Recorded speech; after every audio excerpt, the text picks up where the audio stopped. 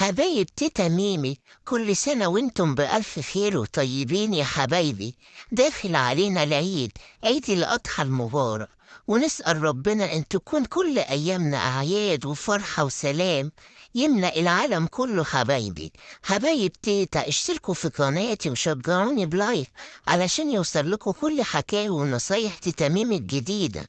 يوم السبت الموافق 15 يونيو سنة 2024 يعتبر يوم عرفة، ويوم عرفة اللي يعتبر الركن الأكبر للحج هو يوم الكرم الإلهي للمغفرة للمسلمين.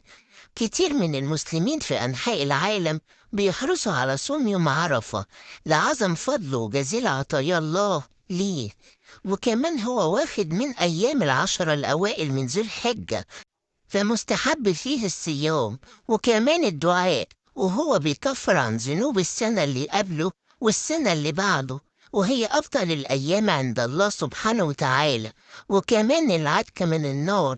وصوم يوم عرفة مستحب لغير الحاج.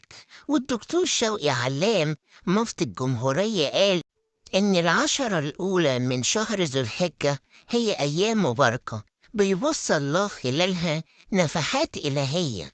والدكتور عمرو خالد قال إن اليوم الثامن من شهر ذو الحجة يسمى بيوم التورية، اللي بيبدأ فيه الاستعداد للوقوف على عرفة لأداء ركن الحج الأكبر.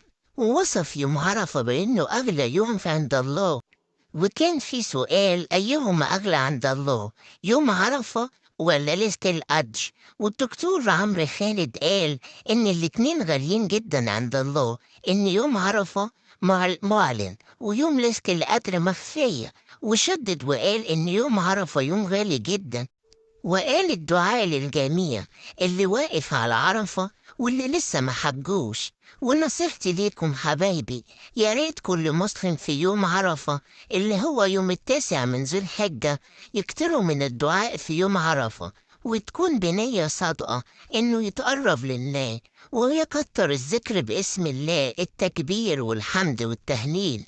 والصيام في يوم عرفة شيء واجب، والتوبة والاستغفار لله من كل الذنوب، وما ننساش إفراد الصدقات، وإن إحنا نسامح ونغفر لكل واحد أساء لينا في حياتنا، لأن ربنا مطلع على كل شيء وحقنا عنده. وندعي في اليوم المبارك ده إن يحل على السلام على العالم.